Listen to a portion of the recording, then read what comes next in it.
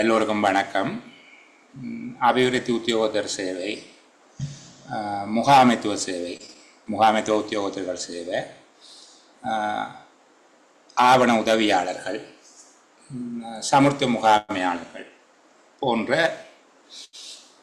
உபநிலை உத்தியோகத்தர்கள் என்ற பகுதியை சார்ந்தவர்களுக்கு நடைபெறுகின்ற வினைத்திறமகான் தடை பரீட்சைகளில் பாடத்திட்டத்தில் பிரதான உள்ளடக்கமாக இருக்கக்கூடியது தாவன விதி கோவையினுடைய 2வது தொகுதி. குறிப்பாக 47வது 48வது என்கிற 2 அத்தியாயங்களையும் உள்ளடக்கினது தான் 2ஆம் தொகுதி. இது தொடர்பில் பெரும்பாலான பாடத்திட்டங்களில் உள்ளடங்கி இருக்கும். அதனுடைய முதல் நிலை பரீட்சைகளில் உதாரணத்துக்கு 1வது வினைத்திறமகான் தடை பரீட்சைகளில் பெருமளவுக்கு இதை உள்ளடக்குவது இல்லை. அது ஆரம்ப நிலையில் அவர்கள் கற்கிற போது கொஞ்சம் கற்றுக்கொள்வதில் சிரமம் இருக்கும் என்று கருதியோ அல்லது ஆரம்பத்தில் இருக்கிற போது அவர்களுக்கு அந்த விடயம் தொடர்பான அறிவு அவ்வளவு முக்கியத்துவம் வாய்ந்தது அல்ல என்று கருதியோ தெரியல அவர்களுக்கு மட்டும் அதை விலக்களிக்கிறார்கள். மற்றும்படி 2ஆம் 3ஆம் வினைத்திறமகான் தடை பரீட்சைகளில் அதேபோல் பதவி உயர்வு பரீட்சைகளில் எல்லாம் மிகவும் முக்கியத்துவம் பெறுகிற ஒரு பாடப்பிறப்பாக இது இருக்கிறது. இதை ஏன் இவ்வளவு முதன்மைப்படுத்தி சொல்லுகிறேன் என்றால் நீங்கள் கொஞ்சம் கவனம் எடுத்து படிக்க வேணும் என்கிற அடிப்படையில். இப்போ இதில் 47வது அத்தியாயம் தொடர்பில் நாங்கள் இன்னொரு தடவை கலந்து பேசும். நேரடியாக 48ஆம் அத்தியாயத்துக்குள்ளே போகிறேன். ஒழுக்காற்று நடைமுறைகள் தொடர்பாக ஒழுக்காற்று நடவடிக்கை முறை பற்றிய விதிகள் என்கிற 48ஆம் அத்தியாயத்துக்கு போகும். இந்த விடயத்தை எங்கே இருந்து ஆரம்பிக்கலாம், எங்கே இருந்து ஆரம்பித்தால் இலகுவாக இருக்கும் என்கிற என்னுடைய கடந்த கால கற்பித்தல் அனுபவத்தின் அடிப்படையில் நான் இதனுடைய 13ஆம் பிரிவில் இருந்து ஆரம்பிக்கிறது தான் வளமை. ஆரம்ப புலனாய்வு நடவடிக்கைகள். சரிதானே? இந்த அடிப்படை புலனாய்வு என்று சொல்லப்பட்டாலும் ஆரம்ப புலனாய்வு, ப்ரிலிமினரி இன்குவாரி என்று சொல்லுவார். இந்த ஆரம்ப புலனாய்வு நடவடிக்கையில் இருந்து நான் உங்களோட பேச ஆரம்பிக்கிறேன். ஒரு உத்தியோகத்திற்கான ஒழுக்காற்று நடவடிக்கையினுடைய 1வது அம்சமாக ஆரம்ப புலனாய்வு என்பது அமைந்திருக்கும். இந்த ஆரம்ப புலனாய்வுக்கு முன்பாக ஒரு உத்தியோகத்தர் ஏதேனும் முறையற்ற கர்மங்களில் ஈடுபடுகிறார் அல்லது துர்நடத்தை ஒன்றில் ஈடுபடுகிறார், துர்நடத்தை என்பது தவறான நடத்தை, துர்நடத்தை ஒன்றில் ஈடுபடுகிறார் என்கிற தகவல் கிடைக்கும் போது அல்லது துர்நடத்தையில் ஈடுபடுகிறாரா என்கிற சந்தேகம் தோன்றும் போது முதலாவதாக இந்த ஆரம்ப விசாரணை அல்லது ஆரம்ப புலனாய்வு கொண்டு மேற்கொள்ளப்படுது. சரிதானே? ஒரு உத்தியோகத்தர் துர்நடத்தையில் ஈடுபடுகிறார் அல்லது அவர் மீது துர்நடத்தையில் ஈடுபடுகிறாரா என்கிற சந்தேகம் தோன்றுகிறது. அவர் மீதான ஒரு குற்றச்சாட்டு முன்வைக்கப்படுகிறது. அது பெயர் ஊர் இல்லாத கடிதமாக கூட இருக்கலாம், அனாமதேய முறைப்பாடாக இருக்கலாம். நாமம் என்றால் பெயர், தேயம் என்றால் ஊர். நாமமும் தேயமும் இருந்தால், அது பேர் ஊர் இருந்தால் நாமதேயம், அது பேரூர் இல்லாவிட்டால் அனாமதேயம். ஒரு அனாமதேய கடிதமாக கூட இருக்கலாம், அது பிரச்சனை இல்லை. சரிதானே? அப்படி அவர் மீது ஒரு சந்தேகம் ஒன்று உருவாகிற சந்தர்ப்பத்தில் அல்லது அது பற்றிய ஒரு தகவல் ஒன்று கிடைக்கிற போது அது உண்மையானது தானா என்பதை கண்டறிவதற்காகவும், அது உண்மையானது தானா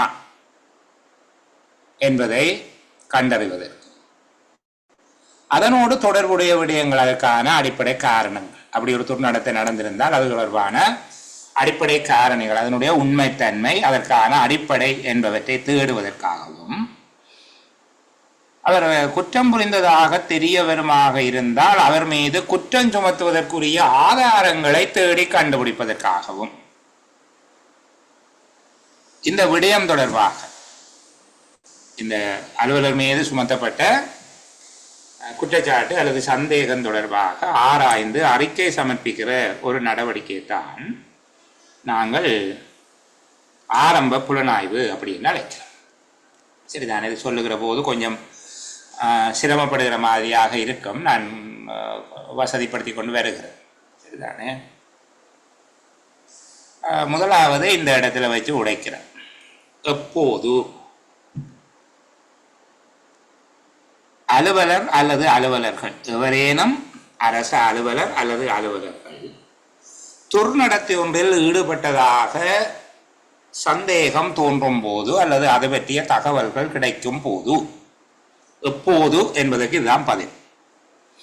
எவரேனும் அரசு அலுவலர் அல்லது அலுவலர்கள் துர்நடத்தை ஒன்றில் ஈடுபட்டதாக சந்தேகம் தோன்றும் போது அல்லது அவ்வாறான விடயம் பற்றி தகவல்கள் கிடைக்கும் போது.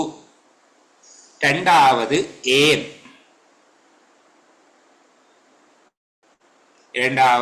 ஏன்.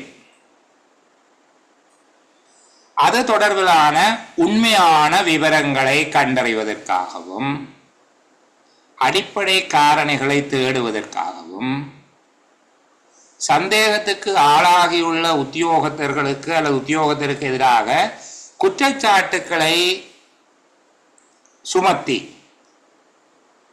ஒழுக்காற்று நடவடிக்கை எடுக்கக்கூடிய காரணிகள் சாட்சியங்களை தேடிக்கொள்ள முடியுமா என்பதை ஆராய்வதற்காகவும்.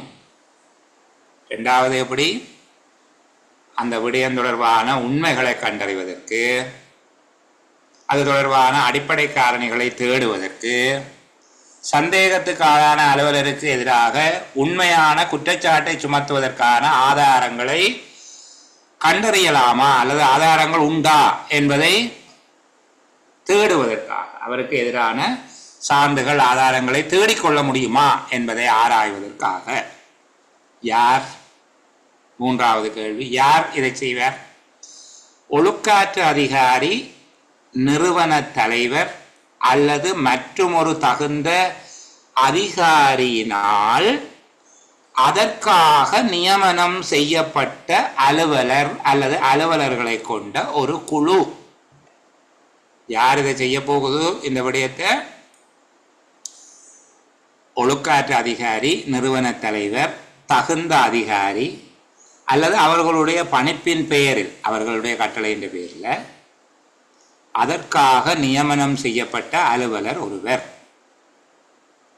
அது ஒருவரோ அல்லது அலுவலர்களையோ கொண்ட ஒரு கமிட்டி, ஒரு குழு மூலமாக, அது குழு மூலம் இது யார் செய்யும், அது பற்றி ஆராய்ந்து அறிக்கை இடுவது ஆரம்ப புலனாய்வாகும். 4 விடயம் உள்ளடங்கினா சரி. எப்போது, ஏன், யார். சரிதானே, அரச அலுவலர் துர்நடத்தையில் ஈடுபட்டதாக சந்தேகம் தோன்றும் போது அல்லது அதை பற்றிய தகவல் கிடைக்கும் போது, அது தொடர்பிலான உண்மையை கண்டறிவதற்கும் சந்தேகத்துக்கு ஆளாகியுள்ள உத்தியோகத்திற்கு எதிராக குற்றச்சாட்டுக்களை முன்வைத்து ஒழுக்காற்று நடவடிக்கை எடுப்பதற்கு போதுமான சாட்சியங்கள், காரணங்களை தேடிக்கொள்ள முடியுமா என்பதை ஆராய்ந்து பார்ப்பதற்காகவும் ஒழுக்காற்று அதிகாரி, நிறுவன தலைவர் அல்லது மற்றொரு தகுந்த அதிகாரி அல்லது அவருடைய பணிப்பின் பெயரில் அதற்காக நியமனம் செய்யப்பட்டுள்ள அலுவலர் அல்லது ஒரு குழு மூலமாக அந்த விடயம் தொடர்பாக ஆராய்ந்து அறிக்கை சமர்ப்பிப்பது ஆரம்ப புலனாய்வு ஆகும். ஆரம்ப புலனாய்வு என்றால் என்ன என்று கேட்பார்கள். கேட்கறதுக்கு வாய்ப்பு இருக்கு. கேட்டால் நீங்கள் எழுதவும். சரிதானே, இது தொடர்பில் இன்னும் தெளிவாக படிக்கிறதுக்கு என்னுடைய காணொளிகள் பதிவிடப்பட்டிருக்குது. நீங்கள் அதை பார்த்து கொள்ளலாம்.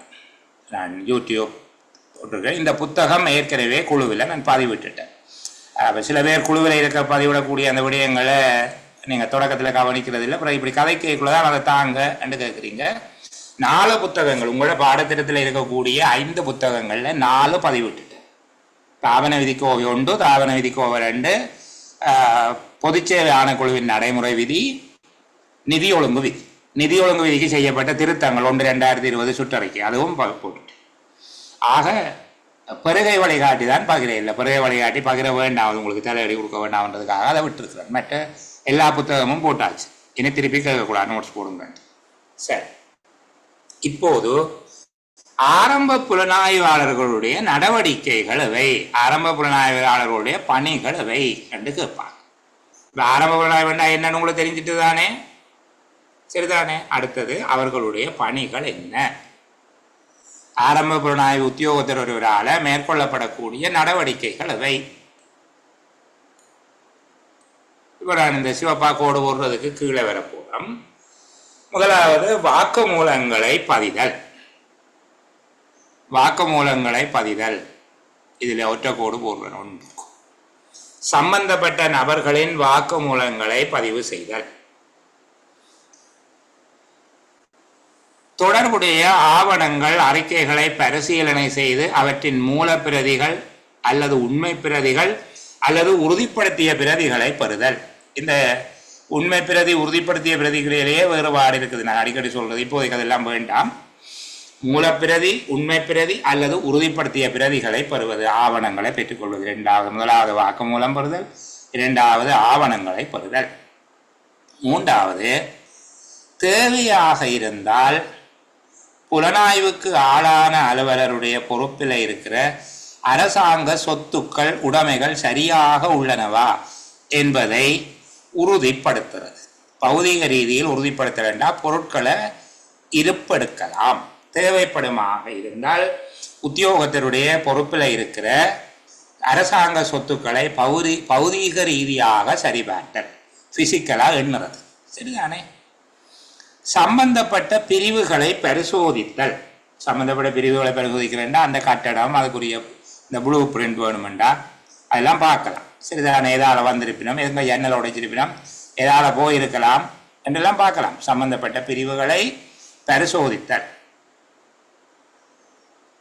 தேவைப்படும் என்று தாங்கள் கருதுகின்ற ஆவணங்கள் எல்லாவற்றையும் பொறுப்பேற்றல். இந்த டாக்குமெண்ட்டை தாங்கோ என்று சொல்லி செய்யவும்.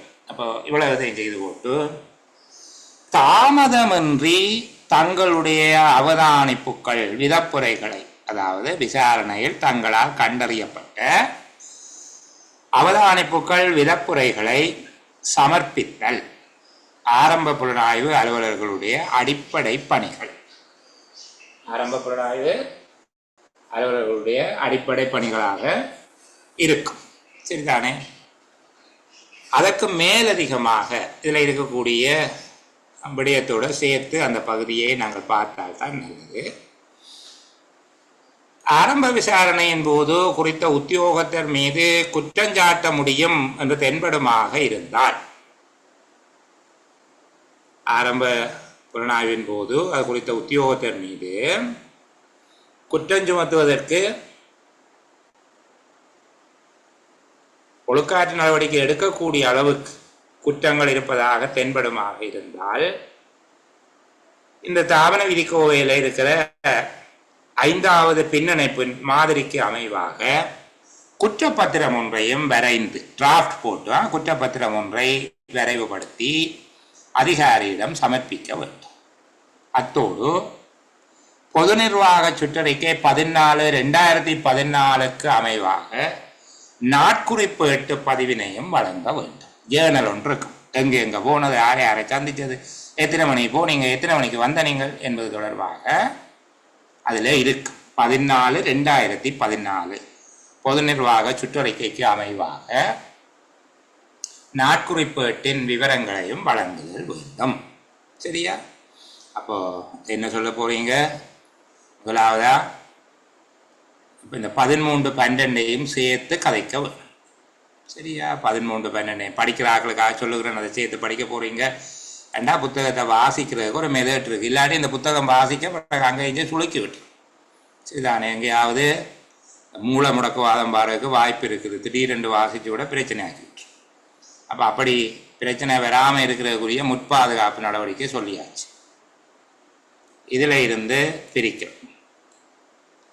சம்பந்தப்பட்ட நபர்களின் கூற்றுக்களை பதிதல், ஆவணங்கள் அறிக்கைகளை பரிசீலனை செய்து அவற்றின் மூலப்பிரதி, உண்மை பிரதி, உறுதிப்படுத்திய பிரதிகளை பெறுதல், தேவைப்படுமாக இருந்தால் குற்றச்சாட்டுக்கு ஆளான அலுவலரின் பொறுப்பில் உள்ள அரசாங்க சொத்துக்கள் சரியாக உள்ளனவா என்பதை பௌதீக ரீதியில் சரிபார்த்தல், சம்பந்தப்பட்ட பிரிவுகளை பரிசோதித்தல், தேவைப்படும் என்று கருதக்கூடிய ஆவணங்களை பொறுப்பேற்றல்,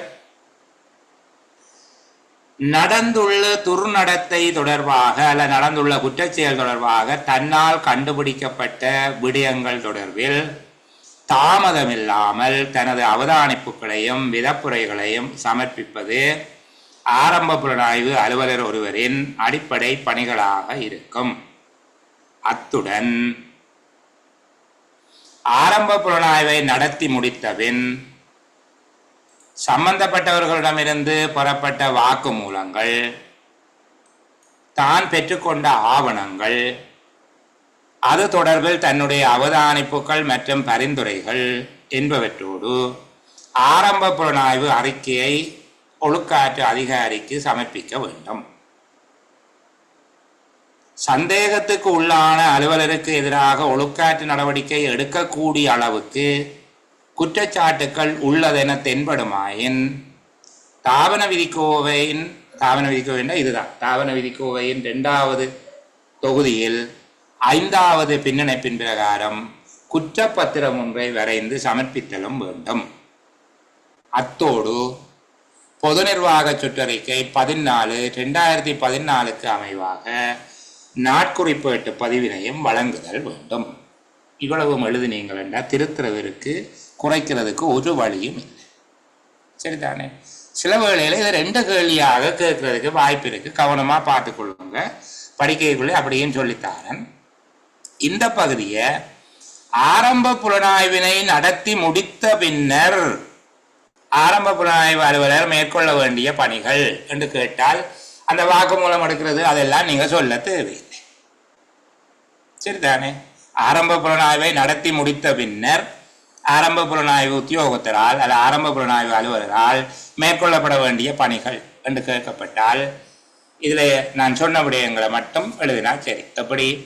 சம்பந்தப்பட்ட தரப்புகளிடமிருந்து பெறப்பட்ட வாக்குமூலங்கள், தான் பொறுப்பேற்றுக் கொண்ட ஆவணங்கள், அது தொடர்பில் தன்னுடைய அவதானிப்புகள் மற்றும் பரிந்துரைகள் என்பவற்றோடு ஆரம்ப புலனாய்வு அறிக்கையை ஒழுக்காற்று அதிகாரிக்கு சமர்ப்பிக்க நடவடிக்கை எடுக்க வேண்டும். 2வது, சந்தேகத்துக்கு ஆளான அலுவலருக்கு எதிராக குற்றச்சாட்டுகளை சுமத்தக்கூடியதாக உள்ளது என பொதுவாக தென்பட்டால் தாவன விதிக்கோவையின் தொகுதி 2 5ஆம் பின்னணைப்பின் பிரகாரம் குற்றப்பத்திரம் ஒன்றை விரைவுபடுத்தி சமர்ப்பிக்க வேண்டும். பொது நிர்வாக சுற்றறிக்கை 14/2014 அமைவாக, அது இதில் இல்லை, 14/2014 அமைவாக நாட்குறிப்பேட்டினையும் வழங்குதல் வேண்டும். இந்த 3 விடயத்தையும் சொல்லப்படும். சரிதானே? ஆரம்ப புலனாய்வு அலுவலருடைய பணிகள் என்று கேட்கப்படுமாக இருந்தால் நீங்கள் மேலே சொன்ன விடயத்துக்கு போக வேண்டும். அதையும் சேர்த்து எழுத வேண்டும். சரிதானே? அவருடைய அடிப்படை பணிகள் என்று கேட்கப்படுமாக இருந்தால் அடிப்படை பணிகள் என்று கேட்கப்படுமாக இருந்தால் நீங்கள் இதில் இருக்கிறத மட்டும் எழுதினா சரி. ஆரம்ப புலனாய்வு அலுவலருடைய அடிப்படை பணிகள் சம்பந்தப்பட்ட வாக்குமூலங்களை பதிகிறது, ஆவணங்கள் அறிக்கைகளை பரிசீலனை செய்து அவற்றின் பிரதிகளை பெறுவது, புலனாய்வுக்கு அல்லது குற்றச்சாட்டுக்கு உள்ளான அலுவலருடைய பொறுப்பில் இருக்கிற பௌதிக சொத்துக்களை சரிபார்க்கிறது, சம்பந்தப்பட்ட பிரிவுகளை பரிசோதிக்கிறது, தேவை என கருதும் ஆவணங்களை பெற்றுக்கொள்வது, நிகழ்ந்துள்ள குற்றச்செயல் தொடர்பாக தன்னால் கண்டுபிடிக்கப்பட்ட காரணங்கள் பற்றி தாமதம் இல்லாமல் தன்னுடைய அவதானிப்புகள் மற்றும் விதப்புரைகள் அல்ல பரிந்துரைகளை சமர்ப்பிப்பது அவருடைய பணியாக இருக்கும். இவ்வளவு எழுதினா சரி. பணிகள் என்று கேட்டால் ஆரம்ப புலனாய்வு அலுவலருடைய பணிகள் என்று கேட்கப்பட்டால் இதையும் அதையும் சேர்த்து எழுதவும். இப்போ நான் நினைக்கிறேன் தெளிவாக படிச்சிருப்பீங்க. இது ஒரு கேள்வி. சரிதானே? இதுக்குள்ள கேட்கக்கூடிய முதலாவது கேள்வி இது. இந்த பகுதியில் கேட்குறேன். ஆரம்ப புலனாய்வு நடத்தி ஆச்சுது. ஆரம்ப புலனாய்வு நடத்தி அது தொடர்பாக விதிகள் எல்லாம் இருக்கு. ஆரம்ப புலனாய்வு எப்படி நடத்த வேணும், யார் நடத்தக்கூடாது, சரிதானே, இப்படி எல்லாம் இருக்குது. ஓய்வு பெற்ற அலுவலர்கள் நடத்த முடியாது, இப்படி எல்லாம் இருக்குது. அதை விடுவோம். இப்போ அவருக்கு எதிராக ஒரு குற்றச்சாட்டு தாளை வரைகிறோம். ஒரு குற்றச்சாட்டு தாளை வரையும் போது அந்த குற்றச்சாட்டு தாளில் என்னென்ன விடயங்கள் அடங்க வேணும், இது 2வது கேள்வி. குற்றஞ்சாட்டப்பட்ட அலுவலர் ஒருவருக்கு எதிராக வழங்கப்படுகின்ற குற்றப்பத்திரத்தில் உள்ளடங்கும் பிரதான விடயங்கள் எவை என்று சொல்லி இருக்கும். சரிதானே? அப்போ அவர் என்னென்ன விதமாக குற்றங்கள் செய்திருக்கிறார் என்பதை பற்றி எல்லாம் நாங்கள் அவருக்கு எழுதி கொடுக்க போகிறோம். ஒரு சாட்சிட்டு சொல்றது ஒரு குற்றச்சாட்டு தாள். ஒரு குற்றச்சாட்டு தாளை அவருக்கு கொடுக்கிறதாக இருந்தால் அந்த குற்றச்சாட்டு தாள் என்னென்ன விடயங்களை கொண்டிருக்க வேண்டும். இதில் இருக்கிறத விட நான் மேலதிகமாக சில விடயங்களை சொல்லுகிறேன்னா, முதலாவது குற்றஞ்சாட்டப்பட்ட அலுவலருடைய பெயர், சேவை, பதவி, தரம், அலுவலக முகவரி. இதை முதலாவது விடயமாக எழுதி கொள்ளும். ஏன்னா குற்றச்சாட்டு தாளில் ஆரோக்கிய கொடுக்குறோம் என்ற விஷயம் இருக்கும், சரிதானே? இதில் சொல்லப்பட்டிருக்கிறது மிகவும் முக்கியமான அம்சங்களை சொல்லி இருக்கிறார்கள். ஆனால் நீங்கள் அதை எழுதினீங்கள் என்றால் இன்னும் சிறப்பாக இருக்கும், சரிதானே? விசாரணை அலுவலர்களுக்காக பொது நிர்வாக அமைச்சினால் வெளியிடப்பட்ட கைநூலில் அந்த விடயம் தெளிவாக சொல்லப்பட்டிருக்கு. அதையெல்லாம் நான் உங்களுக்கு காட்சிப்படுத்தி உங்களுக்கு வெறுட்ட இல்லை. நான் அடிக்கடி சொல்லுகிற விடயம், இந்த ஈபிக்கு படிக்கிறதுன்றது நீங்கள் படிக்க ஆரம்பிக்கிற ஒரு முதல் கர்மமாக இருக்குவது. ஆனால் இதெல்லாம் நல்ல விஷயமே, படிக்கலாமே என்று ஆசைப்படுவோம். அப்படி ஆசைப்படுகிற போது நீங்கள் அதற்கான மூலங்களை தேடிக்கொள்ள முடியாவிட்டால், அதற்குரிய சோர்ஸ் உங்கள்கிட்ட இல்லை என்றால் தாராளமாக என்ன கேட்கலாம். என்னிடம் இருப்பது அனைத்தும் எல்லோருக்கும் பகிரப்படும், சரிதானே? அதில் ஒரு மறுப்பும் இல்லை. நீங்கள் பார்த்தீங்கன்னா தெரியும், நான் இன்றைக்கி ஃபேஸ்புக்கில் போட்டு விட்டேன். என்னுடைய ஒளிப்பதிவுகளை அப்படியே எடுத்து நான் இப்படி கதைக்கிற போது நீங்கள் பார்த்து கொண்டிருப்பது சன் டிவி என்று அடிக்கடி சொல்கிறீங்கள தானே? நீங்கள் பார்த்து கொண்டிருப்பது சன் டிவி என்று சொல்லி அடிக்கடி சொன்னால் தான் அது சன் டிவி என்று தெரியும். அப்படி எல்லாம் செய்கிறதில்லை, இந்த குறுக்க ஓட்டமாக்கெல்லாம் அடிக்கிறது இல்லை. அப்போ அவர்கள் என்ன செய்திருக்க வேண்டாம், என்னுடைய காணொலியை எடுத்து முன்பகுதியில் அவர்களுடைய லோகோவை சேர்த்து குறுக்க ஓட்டமாக்கெல்லாம் அடித்து நீங்கள் பார்த்து கொண்டிருப்பது சன் டிவி என்று சொல்லி அவர்களுடைய யூடியூப் தளத்தில் பகிர்ந்திருக்கிறார்கள். எனக்கு அவர்கள் மட்டுமில்லை, அப்படி 3-4 பேர் செய்கிறாங்களாம். பிறகுதான் சொன்னாங்க வேறு ஆக்கள், நீங்கள் இதை சொல்கிறீங்க, வேறு இடத்துல எல்லாம் உங்களுடைய குரல் கேட்டோம். எனக்கு அதில் மகிழ்ச்சியே தவிர கோபம் இல்லை. மிக மகிழ்ச்சியாக இருக்கும் அதில் என்னுடையது என்று சொல்லிட்டு போட்டான், இல்லை அவ்வளவு. அப்போ நான் பகிர்றதில் ஒருபோதும் மனக்குறை கொள்வது இல்லை. நீங்கள் தாராளமாக கேட்கலாம். நான் என்னிடம் இருக்கிற எதுவும் எல்லோருக்கும் வழங்கப்படும். சரி, இங்கே வருவோம். சரி, சாரி, இவ்வளோ மொழிப்பதிவோடு கதைக்கு இருக்கிறோம், பரவாயில்ல, கேட்குறாங்களுக்கு போட்டுமே. ஒரு குற்றப்பத்திரத்தில் கட்டாயமாக உள்ளடங்குகிற விடயங்கள் எவை என்று கேட்கப்படுமாக இருந்தால், முதலாவதாக என்ன சொல்கிறீங்க? குற்றஞ்சாட்டப்பட்ட அலுவலருடைய பெயர், பதவி, சேவை, தரம், அலுவலக முகவரி. இரண்டாவது, குற்றஞ்சாட்டப்பட்ட அலுவலருக்கு எதிராக வழங்கப்படுகின்ற குற்றப்பத்திரம் தாவன விதிக்கோவையின் எந்த அத்தியாயம், எந்த பிரிவு அல்லது பிரிவுகளின் கீழ் அமைகிறது என்று சொல்லப்படும். அந்த அவருக்கு நீங்கள் கொடுக்குற சாட்சியில் இதில் இருக்கிற என்ன செக்ஷனுக்கு கீழே கொடுக்குறீங்க என்று சொல்ல வேண்டும், சரிதானே? மூன்றாவது, குற்றச்சாட்டுகள் தாவன விதிக்கோவையின் எந்த அட்டவணையின் கீழ் உள்ளன? 1ஆம் அட்டவணை, 2ஆம் அட்டவணை என்று 2 அட்டவணை இருக்குது. நாங்கள் அவசியம் பார்ப்போம். 1வது அட்டவணையில் 16 குற்றங்கள் சொல்லப்பட்டிருக்குது. அந்த 16 குற்றங்களுக்குள்ள அடங்குதா அல்லது 2ஆம் அட்டவணையில் இருக்கிற விடயத்துக்குள்ள போதா? 1ஆம் அட்டவணையா 2ஆம் அட்டவணையா என்பது சொல்லப்பட வேணும். குற்றச்சாட்டுகள் சொல்லப்பட வேணும். குற்றச்சாட்டுகள் எந்த அட்டவணையில் உள்ளடங்குகிறது என்பதும் குற்றச்சாட்டுகளும் சொல்ல வேணும், சரிதானே? அது கீழே 5ஆவதா சொல்லியிருக்கிறார், சுமத்தப்பட்டுள்ள குற்றச்சாட்டுகள் இவை என்று சொல்லி. அடுத்தது, குற்றப்பத்திரத்துக்கு அவர் பதிலளிப்பதற்கு எவ்வளவு கால அவகாசம் வழங்கப்படும்? 2 வாரங்களுக்குள் பதிலளிக்க வேண்டும் என்று பொதுவாக கொடுப்பார்கள், சரிதானே? குற்றப்பத்திரத்துக்கு அவர் விடையளிப்பதற்கு எவ்வளவு கால அவகாசம் கொடுக்கலாம்?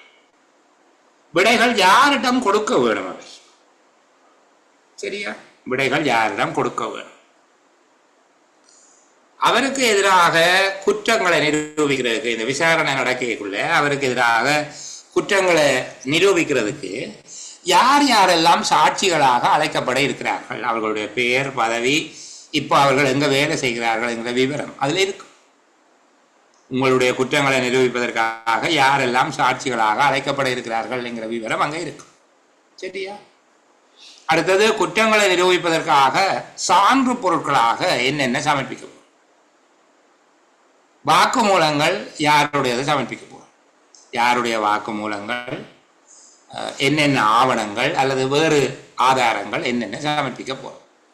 சரியா? இந்த சொன்ன விஷயங்கள் எல்லாம் யாருடைய பொறுப்பில் இப்ப இருக்குது? அதாவது இந்த வாக்கு மூலம் ஏனைய ஆவணங்கள் யாருடைய பொறுப்பில் இருக்குது என்பது சொல்ல வேண்டும். மற்றது இவர் அதை எப்படி பார்க்கலாம் என்பதையும் சொல்ல வேண்டும். தானம் போய் பார்க்கலாம் அல்லது தனக்கு பதிலாக ஒரு எதிர்காப்பு அலுவலர், அவருக்கு ஒரு டிஃபென்ஸ் ஆஃபீஸரை அவர் வச்சுக் கொள்வதற்கு உரிமை உண்டு. சரிதானே? அதையும் சொல்லணும். அவருக்கு குற்றஞ்சாட்டப்பட்ட அலுவலர் சார்பாக விசாரணையில் தோற்றுவதற்கு, அப்பியர் ஆகிறதுக்கு தோற்றுவதற்கு எதிர்காப்பு அலுவலர் ஒருவரை நியமித்துக் கொள்ளும் உரிமை அவருக்கு உண்டு என்பது அதில் சொல்லப்பட வேண்டும். நீங்கள் உங்களுக்கு பதிலாக உங்களுக்கு ஒரு டிஃபென்ஸ் லோயரை ஏற்பாடு செய்யலாம் என்று அவருக்கு சொல்ல வேண்டும். மற்ற நீங்களோ உங்களோட டிஃபென்ஸ் லோயரோ, டிஃபென்ஸ் ஆஃபீஸர் என்று சொல்லுவோம், லோயர் என்ற வார்த்தையை விடுவோம், டிஃபென்ஸ் ஆஃபீஸரோ போயிட்டு எங்கே இந்த டாக்குமெண்ட்டை பார்க்கலாம், அதில் கொப்பி எடுக்கலாமா, எடுக்கிறேன்டா அதுக்கு அப்படி காசு கொடுக்கணும் எல்லாம் சொல்லுவோம். சரிதானே? குற்றப்பத்திரத்துக்கு விடையளிக்க தவறினால் என்ன நடக்கும் என்றதும் சொல்ல வரும். குற்றப்பத்திரத்துக்கு விடையளிக்க தவறினால் எத்தகைய நடவடிக்கை எடுக்கப்படும் என்பது சொல்ல வேண்டும். 11 விஷயம் சொல்லிட்டேன். சொல்லப்படாத 12வது, ஒழுக்காற்று அதிகாரியின் பெயர், பதவி, கையொப்பம் ஆகியவை இருக்கு. ஒழுக்காற்று அதிகாரியுடைய கையொப்பம், பெயர், பதவி, நிறுவனம் ஆகியவை அங்கே இருக்கணும். பதவி என்று போட்டால் அந்த நிறுவனத்தையும் போட்டு தான் போடுது. சரிதானே? அதுவும் இருக்க வேண்டும். ஒழுக்காற்று அதிகாரியின் கையொப்பம், பெயர் மற்றும் பதவி சார்ந்த விவரங்கள் அங்கே இருக்கும். சரிதானே? ஒழுக்காற்று அதிகாரியை தொடர்பு கொள்வதற்குரிய வழிமுறையும் கீழே இருக்கும். அவர் சைன் பண்ணினா அதுக்கு கீழே அவருடைய அலுவலக தொடர்பு ரீதியான தொலைபேசி இலக்கம், மின்னஞ்சல் முகவரி, ஃபேக்ஸ் இலக்கம் என்பவை இடப்பட வேண்டும். அது இறுதியாக வந்த சுற்றறிக்கையில் அது எல்லாம் இருக்கு. அப்போ ஒழுக்காற்று அதிகாரியினுடைய கையொப்பம், பெயர், பதவி, தொடர்பு விவரம் என்பவை சேர்க்கப்பட வேண்டும். 12 விடயங்கள் உள்ளடங்கி இருக்கும்.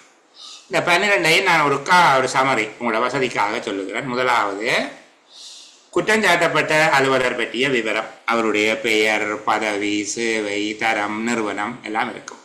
2வது, குற்றப்பத்திரம் தாவன விதிக்கோவையின் எந்த பிரிவின் கீழ் வழங்கப்படுகிறது. 3வது, குற்றச்சாட்டுக்கள் தாவன விதிக்கோவையின் எந்த அட்டவணையின் கீழ் உள்ளடங்குகின்றன. குற்றப்பத்திரத்துக்கு விடையளிப்பதற்கான கால அவகாசம், யாரிடம் விடையளிக்கப்பட வேண்டும், சுமத்தப்பட்டுள்ள குற்றச்சாட்டுக்கள் எவை, குற்றச்சாட்டுகளை நிரூபிப்பதற்காக விசாரணையின் போது அழைக்கப்பட உள்ள சாட்சியாளர்கள் பற்றிய விவரம், குற்றச்சாட்டுகளை நிரூபிப்பதற்கு முன்வைக்கப்பட உள்ள ஆவண சாட்சியங்கள் மற்றும் சான்றுகள் பற்றிய விவரம்,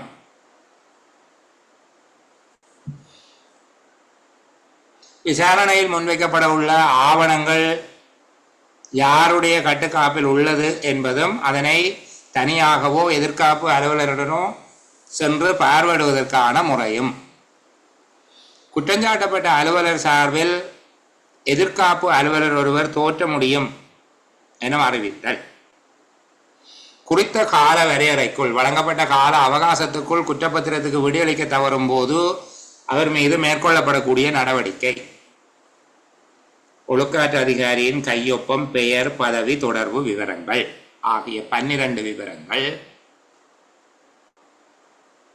ஒரு குற்றச்சாட்டு தாளில் அடங்கி இருக்கும். அப்ப கவனிங்க, இப்போ ஆரம்ப விசாரணை நடத்தியாச்சுது, ஆரம்ப விசாரணை அறிக்கையை ஒழுக்காற்று அதிகாரிகிட்ட கொடுத்தாச்சுது. 2வது விவரம், முதலாவது சம்பவம் ஆரம்ப விசாரணை நடக்கிறது. ஆரம்ப விசாரணையில ஒரு கேள்வி கேட்டிருக்கிறோம், 2 கேள்வி கேட்டிருக்கிறோம். ஆரம்ப விசாரணை என்றால் என்ன, ஆரம்ப விசாரணை உத்தியோகத்தரின் பணிகளவை என்று சொல்லி, இந்த ஆரம்ப விசாரணை உத்தியோகத்தரின் பணிகள் என்பதை 2 பிரிவுகளாகவும் பிரித்து கேட்கலாம். ஆரம்ப விசாரணை உத்தியோகத்தரின் அடிப்படை பணிகளவை, ஆரம்ப விசாரணை முடிவடைந்த பின்னர் மேற்கொள்ள வேண்டிய பணிகளவை என்று 2ஆக பிரிச்சும் கேட்கலாம். 2ஐயும் சேர்த்து ஒன்றாக பணிகளவை என்றும் கேட்கலாம். இப்போ அவர் ஒரு குற்றச்சாட்டுத்தாளை விரைவுபடுத்தி கொடுக்கிறார்.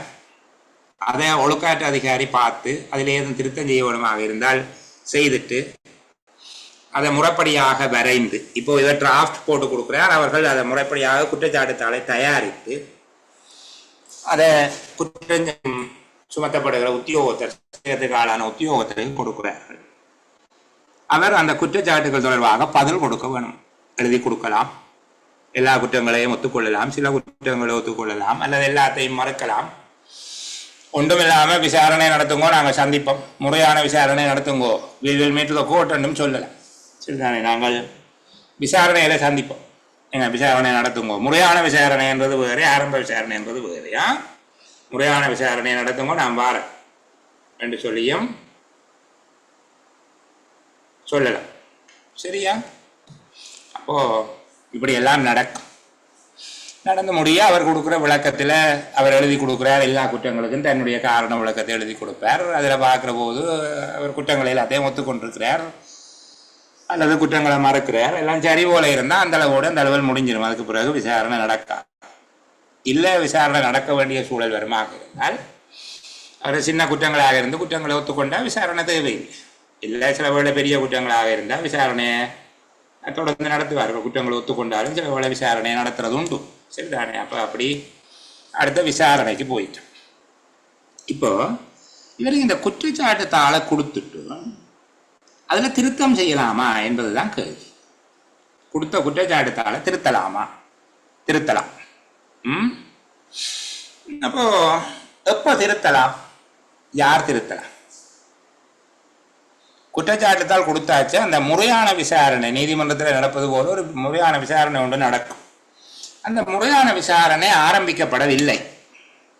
குற்றச்சாட்டுத்தால் வழங்கப்பட்டு முறையான விசாரணை ஆரம்பிக்கப்படுவதற்கு முன்பாக ஒழுக்காற்று அதிகாரி குற்றச்சாட்டுத்தாளை திருத்தலாம். எத்தனை தடவை திருத்தலாம் என்றதில் அது வரையறை இல்லை. அதுக்காக குற்றச்சாட்டுத்தாளை திருத்துறதே ஒரு பணியாக வச்சிருக்க கூடாது. அதுக்கு வரையறை இல்லை. விசாரணை ஆரம்பிக்கப்படுவதற்கு முன்பாக அதை திருத்துறதுக்கு வரையறை இல்லை.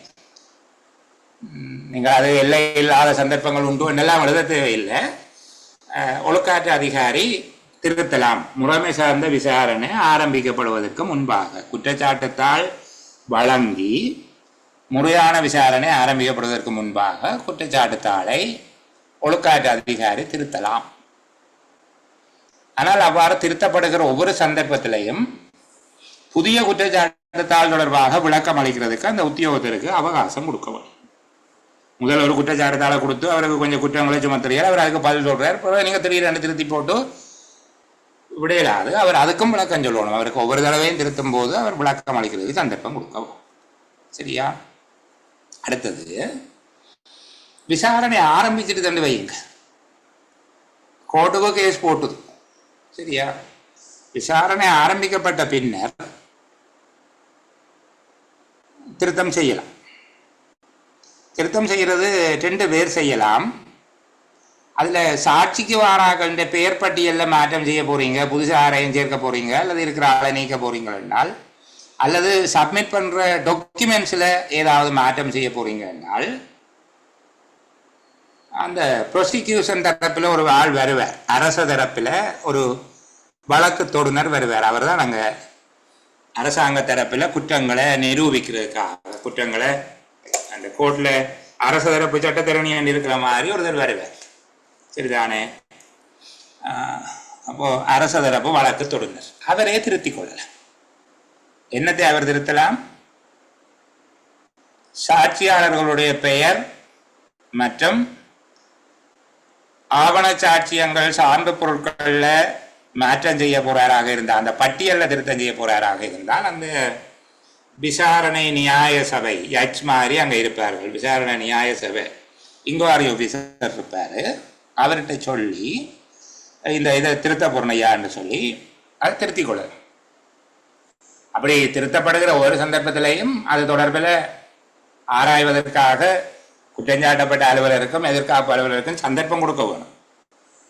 குற்றச்சாட்டுகளை திருத்துறதாக இருந்தால், இப்ப சாட்சியையும் டாக்குமெண்ட்ஸையும் திருத்துறதாக இருந்தால் இந்த அரசு தரப்பு வழக்கு தொடுநரை திருத்திக் கொள்ளலாம். அதுக்கு அவருக்கு அதிகாரம் இருக்கு. ஆனால் குற்றச்சாட்டு திருத்த வேணும் என்று சொல்லி அவருக்கு தென்படுமாக இருந்தால் அது ஒழுக்காற்று அதிகாரி தான் திருத்த வேணும். அரசு தரப்பு வழக்கு தொடுனர் விசாரணை நியாய சபைக்கு தெரியப்படுத்தி அதற்குரிய அவகாசத்தை பெற்றுக்கொண்டு ஒழுக்காற்று அதிகாரியிடம் விண்ணப்பம் செய்ய வேண்டும்.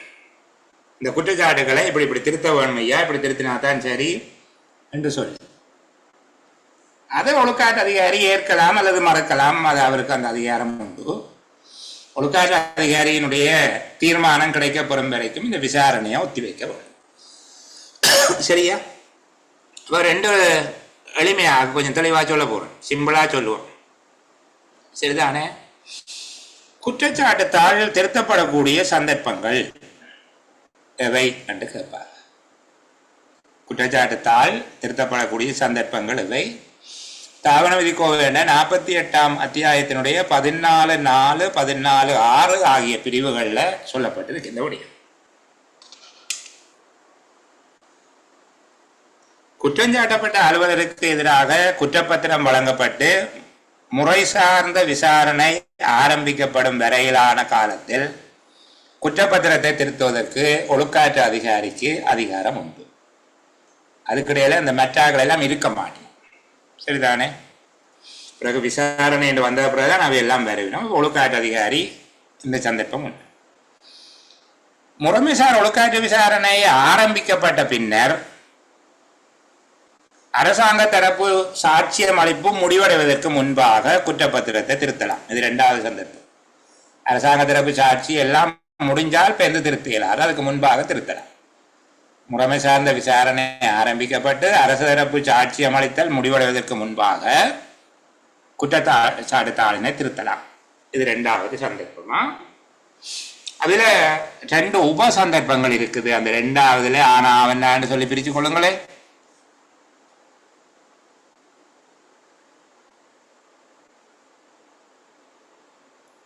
சாட்சியாளர்களுடைய பெயர் பட்டியல் அல்லது ஆவண சான்றுகள் சான்று பொருட்கள் பட்டியலில் மாற்றம் செய்ய வேண்டுமாக இருந்தால் அரசு தரப்பு வழக்கத்துடனர் நியாய சபையிடம் விண்ணப்பித்து இந்த திருத்தங்களை செய்து கொள்ளலாம். நியாய சபை என்றால் இந்த இன்குவாரி போர்ட். நியாய சபையிடம் விண்ணப்பித்து திருத்தங்களை செய்து கொள்ளலாம்.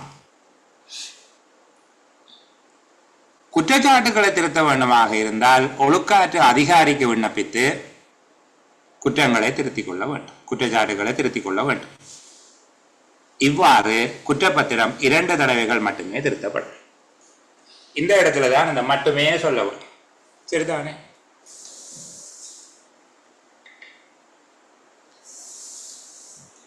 குற்றச்சாட்டுத்தாள் ஒன்றை திருத்துகின்ற நடைமுறை என்ன என்று கேட்டால் விட எழுதலாம். சரிதானே? முக்கியமான விடயங்களை மட்டும் பேசிக்கொண்டு போகிறோம். நான் ஏற்கனவே சொன்னது போல இதற்குரிய ஒளிப்பதிவு பாடக்குறிப்பு எல்லாம் தந்தாச்சு. இப்போ 4வது சுற்று போய் கொண்டிருக்கு.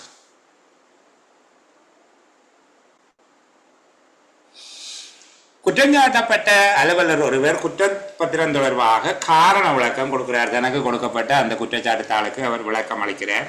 நான் மேலோட்டமா சொல்லிட்டு போன இதுக்கு கேள்விகள் சொல்லல. சரிதானே? அவர் உரிய கால வரையறைக்குள் காரண விளக்கங்களை சமர்ப்பிக்க தவறினால் ஒழுக்காற்று அதிகாரி மேற்கொள்ளக்கூடிய நடவடிக்கை இதை மட்டும் வழிவாப்பா. குற்றஞ்சாட்டப்பட்ட அலுவலர் அவருக்கு வழங்கப்பட்ட குற்றப்பத்திரத்துக்கு உரிய காலப்பகுதிக்குள்ள பதிலளிக்க தவறினால் மேற்கொள்ளக்கூடிய நடவடிக்கை என்ன என்று கேட்டு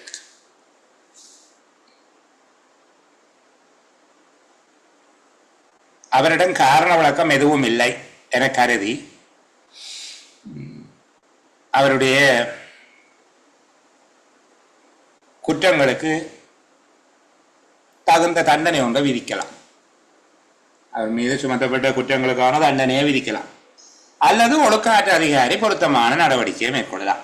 2 நடவடிக்கை சொல்லப்பட்டது. கட்டாயம் அவருக்கு தண்டனை கொடுக்க வேணும் என்று சொல்லி இருக்கு. சரியா? தன் மீது சுமத்தப்பட்ட குற்றச்சாட்டுகள் தொடர்பாக பொறுப்பற்றிருக்கிற ஒருவர் காரண விளக்கம் அளிக்க தவறும் உத்தியோகத்தர் ஒருவர் தொடர்பாக ஒழுக்காற்று அதிகாரி அனைத்து குற்றச்சாட்டுகளுக்கும் அவர் குற்றவாளி என தீர்மானித்து தகுந்த ஒழுக்காற்று கட்டளை ஒன்றை விதிக்கலாம். ஒழுக்காற்று கட்டளையை விதிக்கிறது என்று சொல்ற இந்த 15 நாளை பற்றி கதைக்கிறேன்னா ஒழுக்காற்று கட்டளையை விதிக்கிறது என்பது தண்டனை வழங்குறது. ஒழுக்காற்று கட்டளை ஒன்றை விதிக்கலாம் அல்லது பொருத்தமான மற்றொரு வழிமுறையை கையாளலாம். இன்னும் ஒரு முக்கியமான விடயம், கன இடங்கள்ல பல பேருக்கு தெரியாம செய்கிற ஒரு காரியம், ஒரு உத்தியோகத்தருக்கு சாட்சி கொடுத்தாது. சரியா?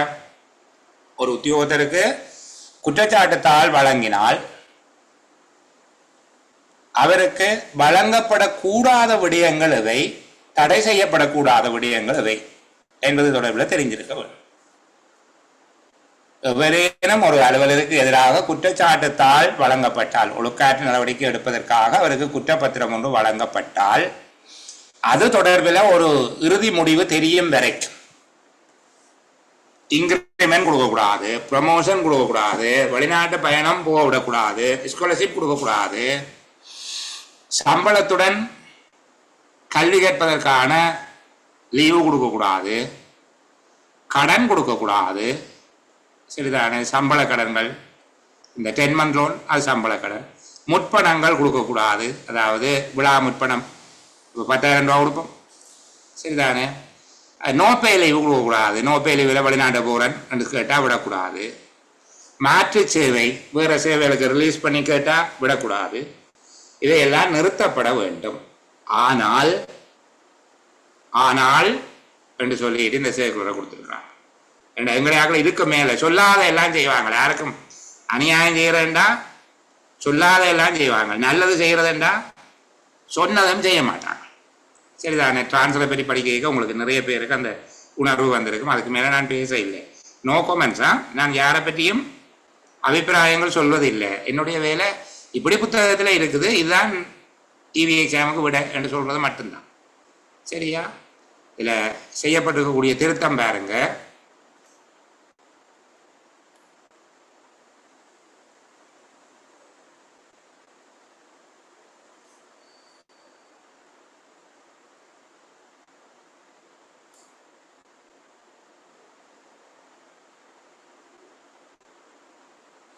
பதினாலு 12 அப்படி இருந்தாலும் அவ்வாறு இருந்தும் என்று சொல்லி இருக்கா. ஏதேனும் ஒரு பதவிக்குரியதாக பதவி உயர்வு பரீட்சை ஒன்று அல்லது திணைக்கள பரீட்சை ஒன்று, வினைத்திறன்கான் தடை பரீட்சை ஒன்றில் தோற்றுவதற்கு அவசியப்படும் சகல முன் தகமைகளையும் பெற்றிருக்கும் போது பணித்தடையினை மாத்திரம் அடிப்படையாக கொண்டு குறித்த பதவி உயர்த்தும் பரீட்சை அல்லது திணைக்கள பரீட்சை அல்லது வினைத்திறன்கான் தடை பரீட்சையில் தோற்றுவதற்கு தகமை அற்றவராக மாட்டார். சாதாரண தமிழில் சொன்னால், அப்படி இருந்தாலும் அவர் promotion exam, departmental exam, EB exam எழுதுறதுக்கு நீங்கள் அனுமதிக்கலாம். அதுக்குரிய தகமைகள் எல்லாம் அவர்கிட்ட இருந்தால், அவருக்கு பணித்தடை செய்யப்பட்டிருக்கிறார், இன்டர்டிக் பண்ணப்பட்டிருக்கிறார், அவருக்கு குற்றச்சாட்டுத்தாள் கொடுத்திருக்குது என்பதை கருத்தில் கொண்டு அவரை தடை செய்ய தேவையில்லை என்று சொல்லப்பட்டிருக்கு. விளங்குது தானே? அந்த விடயங்களை கொடுக்க தேவையில்லை. ஆனால் பதவி உயர்வு பரீட்சை, திணைக்கள பரீட்சை, வினைத்திறன்கான் தடை பரீட்சை என்பவற்றில் தோற்றுவதற்கு அது தடையாக அமையாது என்று சொல்லப்பட்டிருக்கு. சரியா? இந்த விடயத்தை கருத்தில் கொண்டு செயற்பட்டா என்ன சொல்லியிருக்கு? ஒரு உத்தியோகத்திற்கு 14-12 ஒழுக்காற்று நடவடிக்கை எடுப்பதற்கு குற்றப்பத்திரம் வழங்கப்பட்ட பின்னர் அது தொடர்பாக இறுதி தீர்மானம் எடுக்கும் வரை சம்பந்தப்பட்ட உத்தியோகத்தினுடைய சம்பள ஏற்றம், வேதனை ஏற்றங்கள், என்ன இன்கிரிமெண்ட், பதவி உயர்வு, வெளிநாட்டு பிரயாணம், புலமை பரிசில், சம்பளத்துடனான கல்வி, விடுமுறைகள், சம்பள கடன்கள், முற்பணங்கள், சம்பளமற்ற உள்நாட்டு வெளிநாட்டு லீவு, மாற்று சேவை முதலியன நிறுத்தப்பட வேண்டும்.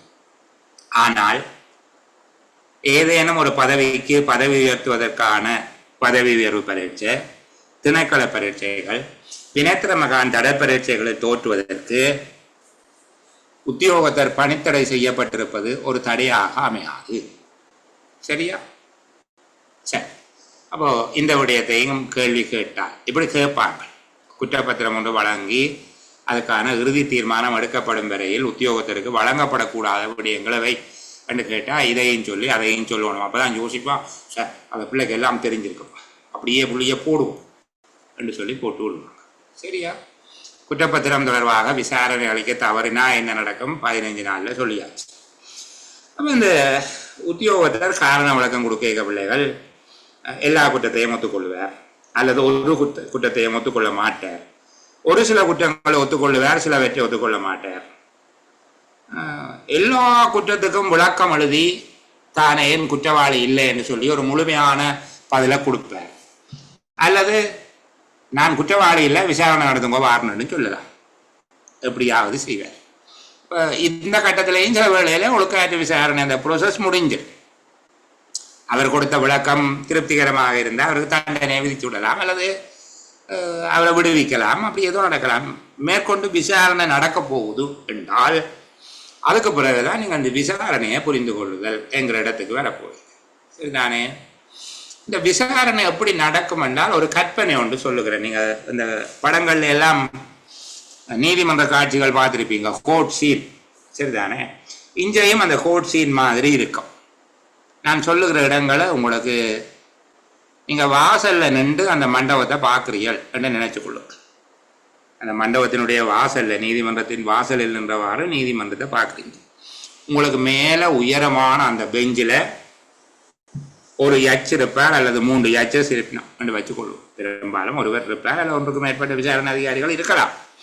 அவர்கள் இருப்பார்கள். அவர்களுக்கு முன்னால் ஒரு வாங்க வச்சு கிடக்கு, ஒரு நீள வாங்கு. சரியா? அதுக்கு முன்னால் ஒரு நீள வாங்கு, அதை நீள மேசை வச்சுக்கிட்டு, அதை உயரத்தில் இருப்பினோம். இது பதிவில் இருக்கு.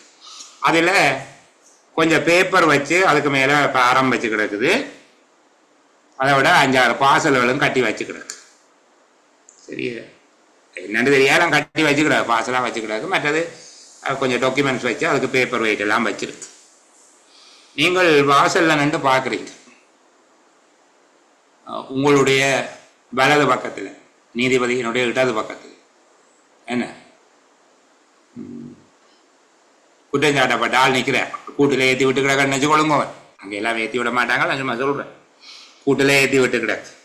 உங்களுடைய இடது பக்கத்தில், அதாவது நீதிபதியின் வலது பக்கத்தில் ஒரு கருப்பு சட்டை போட்ட ஐயா இருக்கிறார். தங்களுக்கு தெரியாத சட்டமா யோரானர் என்று சொல்லி ஒரு வண்டு முருகன் அதில் நிற்கிறார்.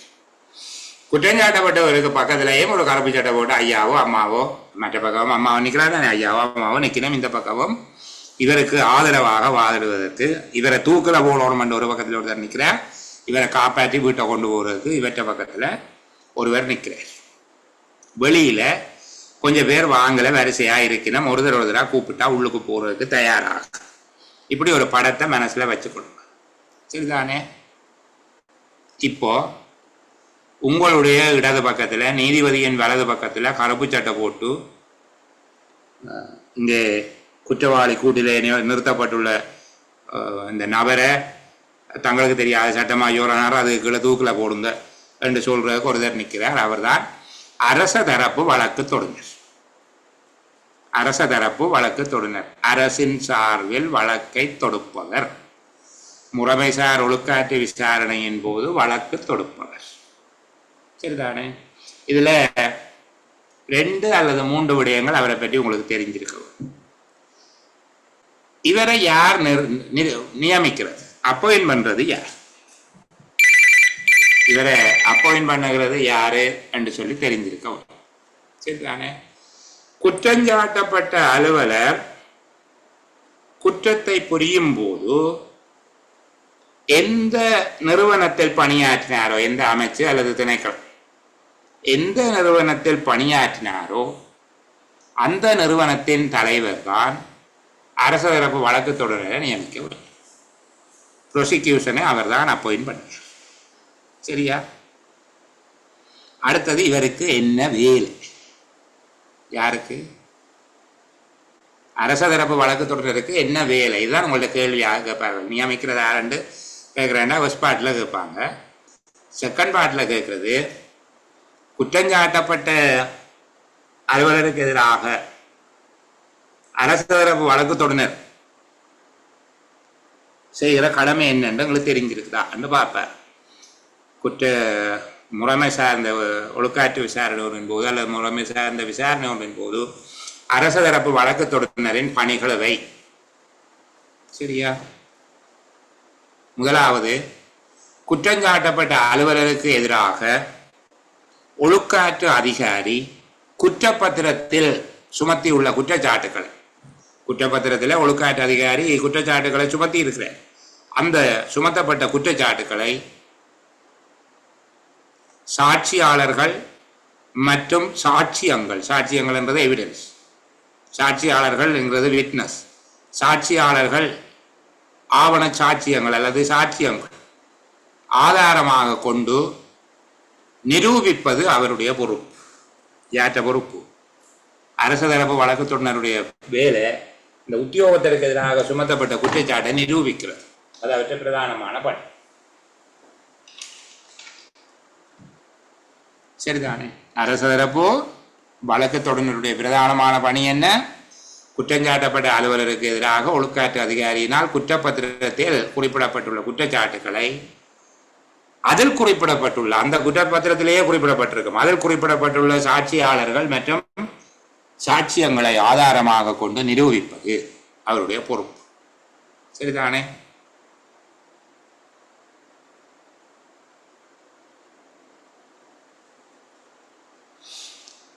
அரச தரப்பு வழக்கு தொடராக நியமிக்கப்பட்ட ஒருவர் அந்த நியமனத்தை மறுத்தல் ஆகாது, நியமனத்தை மறுக்கக்கூடாது. இது இரண்டாவது அவருடைய பொறுப்பு. சரிதானே? அரசு தரப்பு வழக்கு தொடராக நியமிக்கப்பட்டுள்ள ஒருவர் அந்த நியமனத்தை மறுத்தல் ஆகாது. 17(6). அதுக்கு மேலதிக விளக்கம் இருக்கு, நான் அதெல்லாம் சொல்ல இல்லை. சரிதானே? ஏற்றுக்கொள்ள மறுத்தால் அவர் மீது ஒழுக்காற்று நடவடிக்கை எடுக்கிறார். அரசு தரப்பு வழக்குனராக நியமிக்கப்பட்ட ஒருவர் அதில் மறுக்கக்கூடாது, மறுத்தால் அவர் மீது ஒழுக்காற்று நடவடிக்கை எடுக்கிறார். 4வது, விசாரணையின் போது சம்பந்தப்பட்ட தரப்பினருக்கு அசௌகரியம் ஏற்படாமல் நடந்து கொள்வோம்.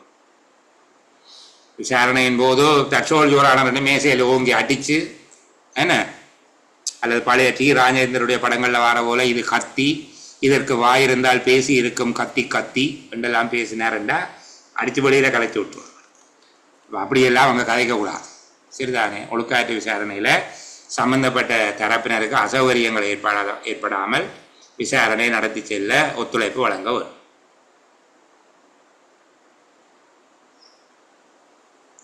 இந்த வழக்கு தொடராக நியமிக்கப்படுகிறவர் அந்த பணிகளை வினைத்திறனோடு விசுவாசத்தோடு ஒழுக்காற்று அதிகாரி கொண்டுள்ள நம்பிக்கைக்கு பாதிப்பில்லாமல் நிறைவேற்றுதல் வேண்டும்.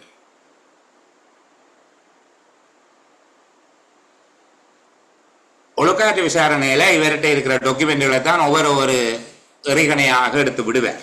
சரிதானே? அந்த படங்கள்ல சொல்லுவினம் அந்த ஹோட்டல்ல தங்கினதுக்கான பில் சொல்லி கொடுக்க, கீழே இருந்தவர் வேண்டி எச்சிட்ட கொடுப்பார், கண்ணாடியை கட்டி பார்த்துட்டு வைப்பார், அப்படி எல்லாம் செய்யணும். இவர் தன்னிடம் சமர்ப்பிக்கப்பட்ட ஆவணங்களை இந்த குற்றத்தை நிரூபிக்கிறதுன்னு சொல்லி இவர்கிட்ட வாக்குமூலங்கள் எல்லாம் கொடுத்துருக்கு, ரெஜிஸ்டர்கள் எல்லாம் கொடுத்துருக்கும். ஏன்னா அந்த ஆரம்ப விசாரணையில பொறுப்படுத்த ஆவணங்கள் எல்லாம் இருக்குத்தானே. ஆரம்ப விசாரணை உத்தியோகத்தர் எல்லாம் வாக்குமூலங்கள் பதிஞ்சவர், மூலப்பிரதி, உண்மை பிரதி, உறுதிப்படுத்திய பிரதிகள், ஆவணங்கள் எல்லாம் பொறுப்படுத்தி கொண்டு வந்தாரு. அதெல்லாம் ஒழுக்காற்று அதிகாரிகிட்ட கொடுத்து ஒழுக்காற்று அதிகாரி இப்ப இவர்கிட்ட கொடுத்து கிடக்கு. இவர் அதை விசாரணையில ஒவ்வொரு விடயமாக அந்த விசாரணை நியாய சபையிட்ட எச்சிட்ட கொடுப்பேன். சரிதானே? P1, P2, P3 என்று சொல்லி அடையாளம் போட்டு ப்ரோசிக்யூஷன் 1, ப்ரோசிக்யூஷன் 2, ப்ரோசிக்யூஷன் 3 என்று சொல்லி அடையாளப்படுத்தி கொடுப்பேன். அது எல்லாம் அங்க குற்றஞ்சாட்டப்பட்ட ஒரு டைம் இருக்கும். அவைகள் பார்வையிட்டு அவற்றினுடைய பிரதிகளை பெற்றுக்கொள்ளலாம் என்று சொல்லி இருக்கிறோம், எடுத்துக்கொள்ளு. அப்ப இந்த ஆவணங்களை ஒவ்வொன்றாக நியாய சபையிடம் கொடுப்பார். அது கொடுத்ததுக்கு ரிசிப்ட் வாங்குவார். மிச்சமா இருந்தால் அதை திருப்பி கொண்டு போய் யார்கிட்ட அந்த நியாய சபை அதெல்லாம் தேவையில்லை, இதெல்லாம் தேவையில்லை, கொண்டு போங்கன்னு சொல்லி சேர்ந்தா அதை கொண்டு போய் அந்த ஆவணங்கள் யாரிடம் பொறுப்பேற்கப்பட்டதோ அவர்கள்ட்ட கொடுத்து, அந்த குறைஞ்சு போன ஆவணங்களுக்கு தானே அதெல்லாம் நியாய சபையிட்ட கொடுத்துட்டா இந்தாங்க ஒரு ரிசிப்ட்னு சொல்லி அதுக்குரிய ரிசிப்டையும் கொடுக்குறது இவற்றை வேலையாக இருக்கும். இப்போ திருப்பி ஒருக்கா சொல்லுகிறேன். அரச தரப்பு வழக்கு தொடரினரின் பணிகள் என்று கேட்கப்பட்டால் முதலாவது விடயம், குற்றஞ்சாட்டப்பட்ட அலுவலர் குற்றம் நிகழ்ந்த போது எந்த நிறுவனத்தில் பணியாற்றி கொண்டிருந்தாரோ அந்த நிறுவனத்தின் தலைவர் அரசு தரப்பு வழக்கு தொடுநரை நியமிக்க வேண்டும். இரண்டாவது, ஒழுக்காற்று அதிகாரியினால் குற்றச்சாட்டு பத்திரத்தில் குறிப்பிடப்பட்டுள்ள குற்றச்சாட்டுகளை அதில் குறிப்பிடப்பட்டுள்ள சாட்சியாளர்கள் மற்றும் ஆவணங்களின் துணையோடு நிரூபிப்பது அவருடைய பிரதான பொறுப்பாக இருக்கும். மூன்றாவது, இந்த நியமனத்தை ஏற்றுக்கொள்ள மறுக்கக்கூடாது. மறுத்தால் ஒழுக்காற்று விசாரணை நடைபெறும், அவருக்கு ஒழுக்காற்று நடவடிக்கை நடக்கும். ஐந்தாவது, வினைத்திறனோடும் தளராத ஊக்கத்தோடும் ஒழுக்காற்று அதிகாரி கொண்டுள்ள விசுவாசத்துக்கு பாதிப்பில்லாமலும் தன்னுடைய கடமைகளை நிறைவேற்றுதல் வேண்டும். விசாரணையில் சம்பந்தப்பட்ட தரப்புகளுக்கு அசௌகரியம் ஏற்படாத வகையில் சுமூகமாக விசாரணை நடைபெறுவதற்கு தன்னுடைய ஒத்துழைப்பு வழங்க வேண்டும். அவசியமானதென கருதும் சந்தர்ப்பத்தில் குற்றச்சாட்டு தாளை திருத்துவதற்கு நடவடிக்கை எடுக்க வேண்டும். அது எப்படி திருத்துறேன்லாம் சொல்லிட்டோம். சாட்சியை திருத்துறேன்டா இவர் திருத்துவார், குற்றத்தை திருத்துறேன்டா ஒழுக்காற்று அதிகாரிகிட்ட கொடுத்து திருத்துவார். அவசியமான சந்தர்ப்பங்களில் குற்றச்சாட்டு தாளை திருத்துவதற்கு நடவடிக்கை மேற்கொள்ள வேண்டும். முறைமை சார்ந்த ஒழுக்காற்று விசாரணையில் சமர்ப்பிப்பதற்காக ஒழுக்காற்று அதிகாரியினால் கையளிக்கப்படும் ஆவணங்களை முறையாக பொறுப்பேற்று தன்னுடைய கட்டுக்காப்பில் வைத்திருக்க வேண்டும். விசாரணை நியாய சபையிடம் கையளிக்கும் ஆவணங்களுக்கான பற்றுச்சீட்டை பெற வேண்டும். அவ்வாறு பெறப்பட்ட பற்றுச்சீட்டுகளையும் கையளிக்காத மீதமாக உள்ள ஆவணங்களையும் உரிய அலுவலர்களிடம் ஒப்படைக்கப்பட வேண்டும். இவ்வளவும் அவருடைய முக்கியமான பணியாக இருக்கும். சரிதானே? அடுத்தது, முறைமை சார்ந்த ஒழுக்காற்று விசாரணையில் குற்றஞ்சாட்டப்பட்ட அலுவலர்களுடைய சார்பாக தோற்றுவது. இது யார் தோற்றலாம் என்று மட்டும் சும்மா சொல்லிட்டு போகிறேன். ஒரு அரசாங்க உத்தியோகத்தர் தோற்றலாம், அல்லது அரசாங்க சேவையிலிருந்து ஓய்வு பெற்ற ஒரு உத்தியோகத்தர் தோற்றலாம், அல்லது ஒரு சட்டத்தரணி தோற்றலாம். சரிதானே? சட்டத்தரணியாக இருந்தால் அதுக்காக விசேடமான காரணங்களை சொல்லி அனுமதி இருக்க வேண்டும். இது அவ்வளோ முக்கியம் இல்லை, அந்த பகுதியை கையை விட்டு போகிறேன், நீங்கள் படித்து கொள்ளுங்க. இது பரீட்சைக்கு அவசியம் இல்லை என்று நினைச்சு கொண்டு செய்யவில்லைனா. அதுபோல் நியாய சபை, முறைமை சார்ந்த ஒழுக்காற்று விசாரணையினுடைய நியாய சபை, அதாவது எச்எஸ். சரிதானே? இந்த நியாய சபையில் யார் கடமையாற்றுவார்கள்?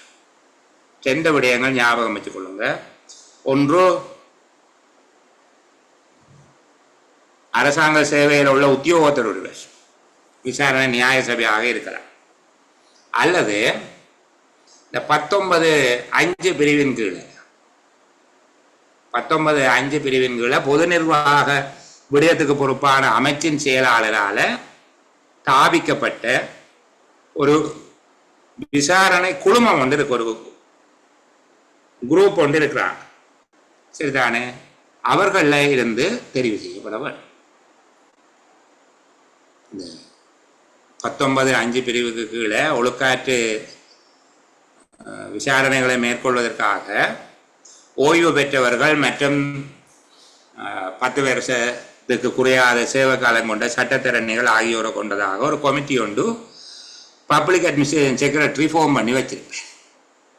அந்த கமிட்டியில் இருந்து தான் ஆட்களை எடுக்க வரும். சரிதானே?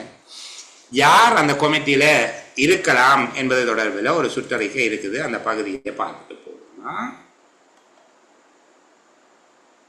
யார் அவ்வாறு இருக்கலாம் என்று சொல்லி, அரசாங்க சேவையிலிருந்து ஓய்வு பெற்றவர்கள் முதலாவது. எல்லா கண்டிஷனும் பொருந்தோணும், தனியாக ஒன்று பொருந்தினா காணாது. அரசாங்க சேவையிலிருந்து ஓய்வு பெற்றவர்கள்,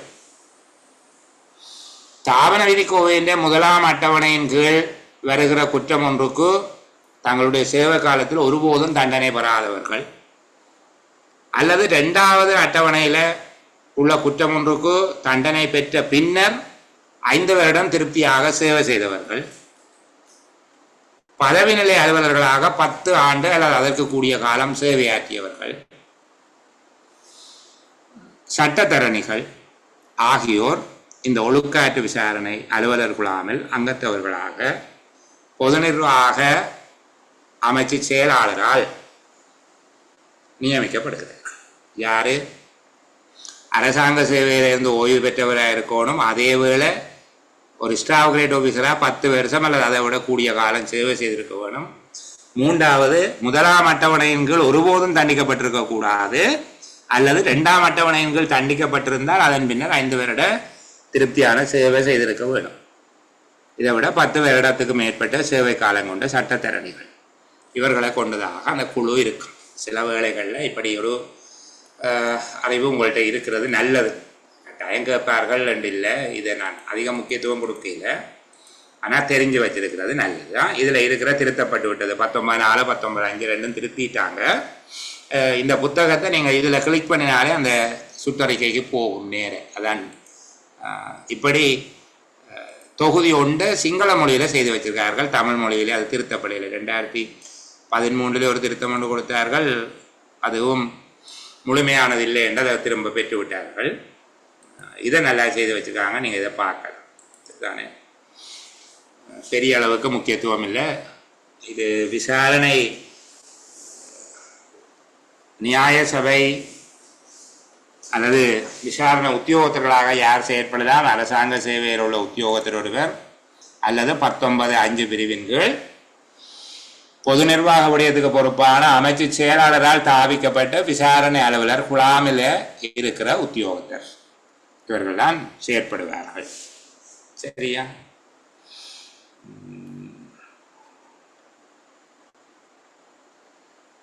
சாட்சியாளருடைய பங்கு வேணாம், அது விடுவோம்.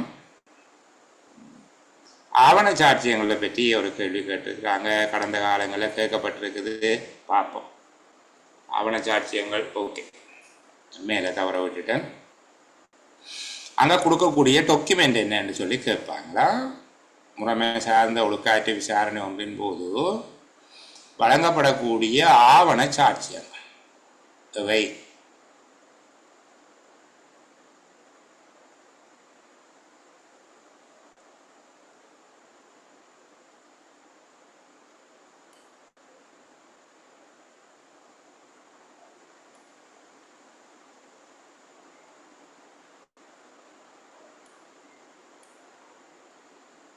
சரி, நாங்கள் அதை காட்சிப்படுத்தி கொண்டே கதைப்போமா? ஒழுக்காற்று விசாரணையில் சமர்ப்பிக்கப்படுகிற எந்த ஒரு ஆவணமாக இருந்தாலும் அது குற்றப்பத்திரத்தில் குறிப்பிடப்பட்டிருந்தால் மட்டும்தான் சமர்ப்பிக்கலாம். உங்களுடைய குற்றத்தை நிரூபிப்பதற்கு இந்த ஆவணங்கள் சமர்ப்பிக்கப்படும் என்று குற்றப்பத்திரத்தில் சொல்லியிருக்கும் தானே. குற்றப்பத்திரத்தில் குறிப்பிடப்பட்டுள்ள ஆவண சாட்சியங்கள் மட்டும்தான் சமர்ப்பிக்கலாம். சரிதானே? அரசு தரப்பு வழக்கத்தொடுனர் நேரடியாக தானும் விசாரணை அலுவலர்கிட்ட கொடுக்கலாம், அல்லது சாட்சியாளர்கள் மூலமாகவும் கொடுக்கலாம்.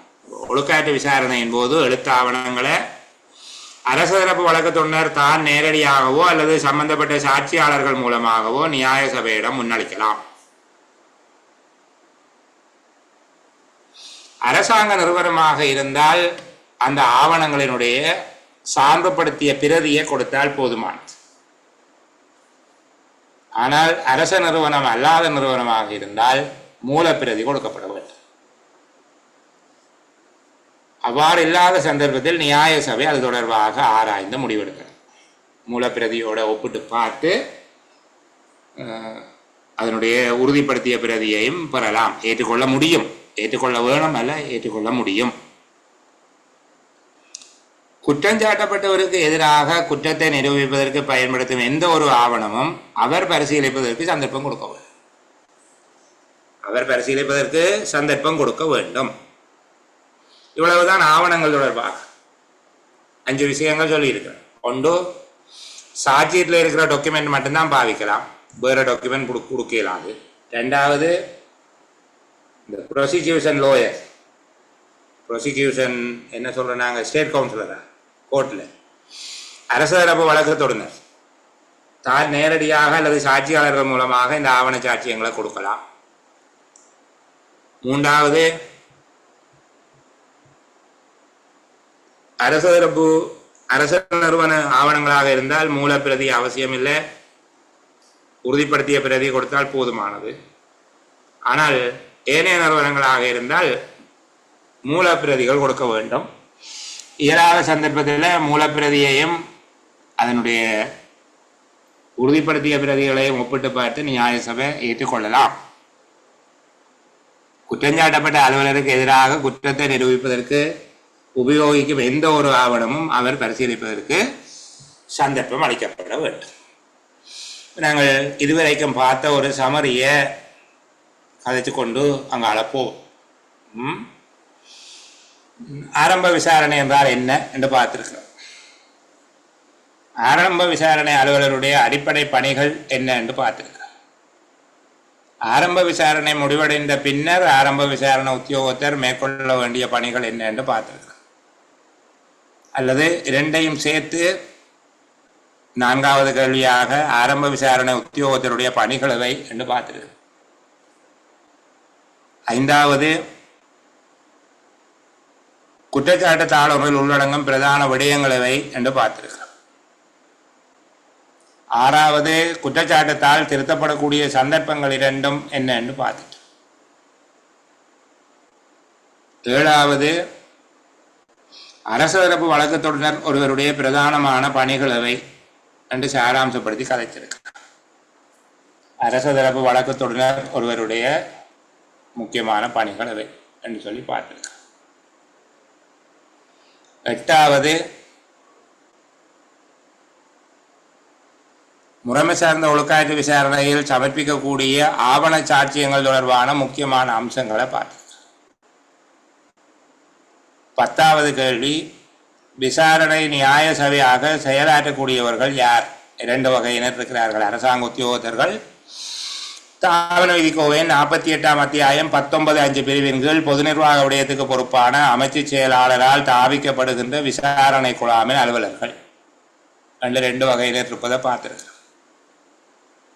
19(5) பிரிவின் கீழ் பொது நிர்வாக விடயத்துக்கு பொறுப்பான அமைச்சின் செயலாளரால் தாவிக்கப்படும் விசாரணை அலுவலர் குழாமில் இடம்பெறத்தக்க அலுவலர்களுடைய தகமைகளவை என்று சொல்லி பார்த்திருக்கிறோம். 11வது ஓய்வு பெற்றவர்கள், 10 வருடத்துக்கு மேற்பட்ட காலம் பதவிநிலை உத்தியோகத்தர்களாக கடமையாற்றியவர்கள், தங்களுடைய சேவை காலத்தில் ஒருபோதும் 1ஆம் அட்டவணையின் கீழான குற்றத்துக்கு தண்டனை பெறாதவர்கள், 2ஆம் அட்டவணையின் கீழான குற்றத்துக்கு தண்டனை பெற்றவர்களாக இருந்தால் அதன் பின்பு 5 வருட சேவை காலம் திருப்தியான சேவை ஆற்றியவர்கள், 10 வருடத்துக்கு மேற்பட்ட அனுபவம் கொண்ட சட்டத்தரணிகள் ஆகியோரை உள்ளடக்கியதாக இந்த குழாம் அமைக்கப்படலாம் என்று சொல்லி பார்த்துட்டோம். 11 கேள்விகள் நாங்கள் முக்கியமாக பார்த்திருக்கிறோம். சரிதானே? இன்னும் ஒரு விடயம் ஒன்று பார்த்த நாங்கள் 12வதாக பணித்தடை செய்யப்பட்ட ஒரு உத்தியோகத்தர் அல்லது குற்றச்சாட்டுத்தால் கொடுக்கப்பட்ட ஒரு உத்தியோகத்தர் தொடர்பில் மேற்கொள்ளக்கூடாத நடவடிக்கைகள் எவை, அவருக்கு வழங்கப்படக்கூடாதவை எவை என்று பார்த்திருக்கிறோம். சரிதானே? உதிரியாக இன்னும் ஒன்று சொல்லலாம். வழங்கப்பட்ட குற்றச்சாட்டுத்தாளுக்கு காரண விளக்கம் அளிக்க தவறும் உத்தியோகத்தர் மீது ஒழுக்காற்று அதிகாரி மேற்கொள்ளக்கூடிய நடவடிக்கை என்று சொல்லியும் பார்த்திருக்க. அனைத்து குற்றச்சாட்டுகளுக்கும் அவர் குற்றவாளி என கருதி ஒழுக்காற்று கட்டளை ஒன்றை பிறப்பிக்கலாம் அல்லது தான் பொருத்தமானது என கருதும் ஒரு நடவடிக்கையினை ஒழுக்காற்று அதிகாரி மேற்கொள்ளலாம் என்று பார்த்துட்டு குற்றச்சாட்டுத்தாளை திருத்துவது தொடர்பாக ஆராய்ஞ்சினாங்களே. குற்றச்சாட்டுத்தால் திருத்தப்படக்கூடிய 2 சந்தர்ப்பங்கள் அதை பற்றி கதைச்சிருக்காங்க. சரியா? இப்போ பகுதியாக 15 கேள்விகளுக்குரிய விடைகள் பார்த்துருக்கிறோம். 15 கேள்வி அன்னளவாக ஒரு 15 கேள்வி பார்த்துருக்கிறோம். ஆண்டவர் நாளினா இன்னும் ஒரு 10 கேள்வி அடுத்த சேலமர்களை பார்த்து இந்த பாடத்தை வெற்றிகரமாக நிறைவு செய்து ஒரு தெம்போடு போகலாம். 48ஆம் அத்தியாயத்தில் எந்த கேள்வி வந்தாலும் நாங்கள் தயார், வரக்கூடிய கேள்விகளுக்கெல்லாம் நாங்கள் தயார். சரிதானே என்கிறதாக இருக்கலாம். இப்போது ஒரு சிறிய கலந்துரையாடல், உங்களுக்கான நேரம். ஏதேனும் சந்தேகம் இருந்தால் கேட்டுக்கொண்டு தொடர்பதை பற்றி யோசிப்போம்.